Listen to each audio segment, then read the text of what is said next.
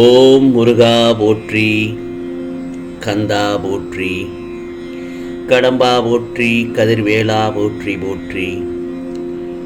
அறுபடை வீடு கொண்ட முருகப்பெருமானே போற்றி போற்றி. என் செல்ல குழந்தையே, இன்று சஷ்டியில் இதை கேட்டு நீ முடித்த 1 மணி நேரத்தில் உன்னை தேடி நல்ல செய்தி நிச்சயமாக வரும். ஆம் செல்லமே, இது திருச்செந்தூர் முருகனின் அருள் வாக்கு. என் செல்ல பிள்ளையின் விடாமுயற்சி நிச்சயமாக உனக்கு வெற்றியை கொடுக்கும். நீ எதற்கெல்லாம் கஷ்டப்பட்டு உழைக்கிறாயோ அதற்கான உழைப்பு என்றுமே வீண் போகாது. கஷ்டமே இல்லாத மனிதன் என்று இந்த உலகத்தில் யாருமே கிடையாது. யார் ஒரு பெரிய பணக்காரனாக கூட இருக்கட்டும், அவர்களுக்கான கஷ்டம் அவர்களுக்கு நிச்சயமாக இருக்கத்தான் செய்யும். அது நமக்கு தெரியாது. நாம் அவர்களை பார்த்தோமானால் அவர்களுக்கு என்ன காசு பணம் இருக்கிறது, பெரிய பணக்காரராக இருக்கிறார்கள், அவர்களுக்கு எந்த ஒரு கஷ்டமும் இருக்காது என்று நம் மனதில் நினைத்து கொண்டிருப்போம்.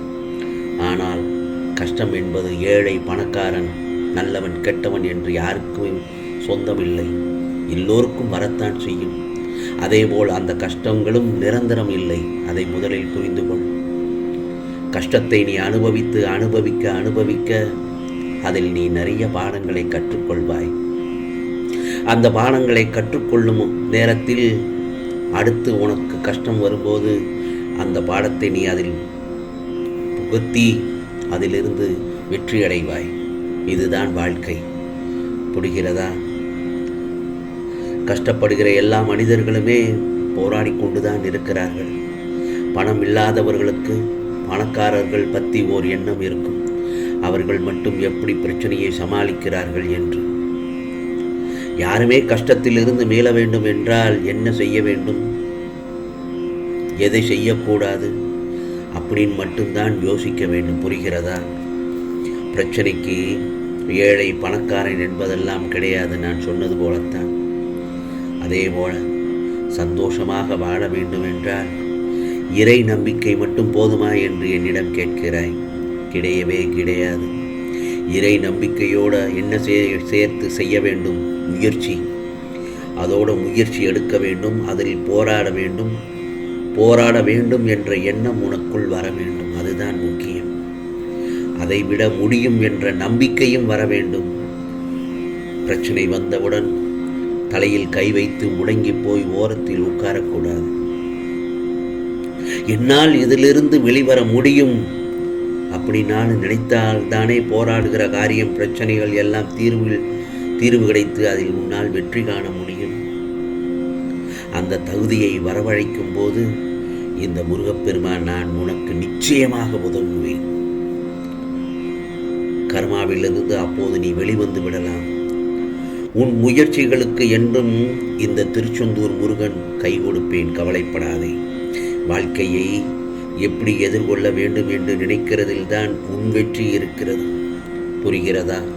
அதே போலத்தான் எப்பொழுதும் உன் மனதில் என் வாழ்க்கையை எப்படியாவது நல்ல முறையில் கொண்டு செல்ல வேண்டும் அப்படிங்கிற எண்ணம் உன் மனதில் ஓடிக்கொண்டே இருக்கிறது. அது இந்த முருகப்பெருமான் நன்கு அறிவேன்.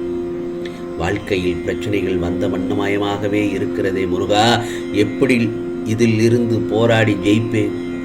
அமைதியாக இருக்க முடியவில்லையே. பிரச்சனைக்கான தீர்வை காண முதற்படியில் கூட எடுத்து வைக்க முடியாத அளவிற்கு பல தடங்கல்களும் பிரச்சனைகளும் அடுத்தடுத்து வந்து கொண்டே இருக்கிறது. என்ன காரணமோ தெரியவில்லை. எதுவுமே கைகூடி வரவில்லை. குடும்பத்திற்காக வாங்கிய கடன் என்னை உறங்க விட மாட்டேங்குதே. ஒவ்வொரு நாளும் எப்படி கடனை அடைக்க போறோங்கிறத நினைத்து என்னுடைய மனம் தள்ளாடி கொண்டிருக்கிறது. முருகா, அளவுக்கு அதிகமாக பணம் சொத்துக்கள் இருந்தாலும் குடும்பத்தில் அடிக்கடி பிரச்சனைகள் வந்து கொண்டே இருக்கின்றன. நிம்மதி மட்டும் என் வீட்டில் தங்குவதே இல்லை முருகா. அதற்கு காரணமும் இதுவரை எனக்கு புரியவில்லை. அப்படித்தானே என்னிடத்தில் நீ புலம்பிக் கொண்டிருக்கிறாய். இத்தனை பிரச்சனைகளையும் முதலில் என் பாதத்தில் வை. உன்னை மீறிய சக்தி எதுவுமே இல்லை. இந்த திருச்செந்தூர் முருகப்பெருமான் என்று என்னிடம் நீ மன்றாடுகிறாய் முருகா முருகா என்று.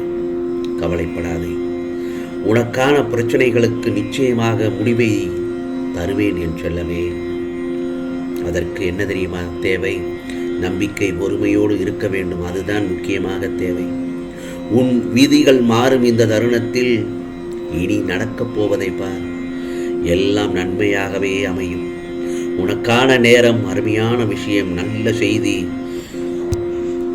மங்களகரமான நிகழ்வுகள், எல்லா பிரச்சனைக்கும் நல்லதொரு தீர்வு, பணப்பிரச்சனைக்கு முடிவு, நீ நோய்வாய்ப்பட்டிருந்ததுக்கெல்லாம் நல்லதொரு பலன்கள் எல்லாம் கிடைக்கப் போகிறது.